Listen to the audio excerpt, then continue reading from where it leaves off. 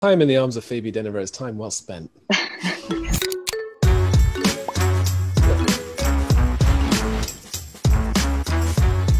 About two and a half hours, I would say. Like an hour and a half, maybe an hour and 40 for Eloise. But the Featheringtons are, quite extravagant in their like style and theme, whereas I think the Bridgertons and Eloise as well is quite slightly more muted. Watching it is so funny because there were a few dances that you watch it and you think it's really basic. Like there's a beautiful scene we're both sort of talking and dancing at the same time, but it's actually quite a complicated dance routine. They're harder than they look.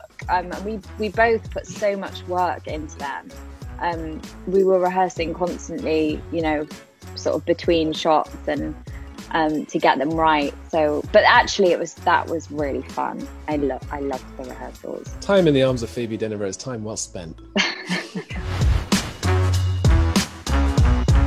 Good Plan B track in one of our dances. Yeah, we did a bunch of stuff. We had Plan B, we had Stormzy, we had Rihanna on set. Yeah. Sometimes I think that Chris would just kind of put something on the playlist just to amuse himself and see how the dancers reacted to it. So sometimes it would be orchestral, sometimes it would be absolutely contemporary.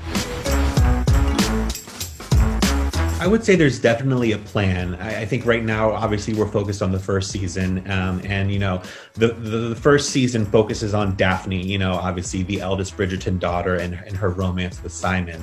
But we all know there are 8 Bridgerton books and there are 8 Bridgerton siblings. And in Success, I would love to be able to explore and really dive into all of the Bridgerton siblings and give them all stories and explore their romances for sure.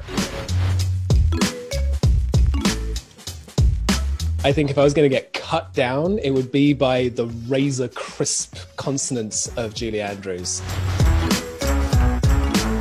But yeah, we're fully wigged up. Lovely wigs. But I miss it. I miss that wig. The wigs are amazing. They're made hair by hair. They're just amazingly beautiful things, and they just transform you so much. It's so cool. Real baby. I definitely got a few people coming up to me, if I ever went out for a couple of drinks on Friday, they'd be like, "Oh man, are you like a rocker? What's going on here? You a hillbilly?" It was a mixture. So we were out on location quite a bit. And then we also were on sound stages just outside of London. And the sound stages we built, primarily the Bridgerton house, the inside of the Bridgerton house. So the drawing room and the morning room and some of the bedrooms were on stages. And then for the Featherington home, all of the interiors of the Featherington home were built on a sound stage.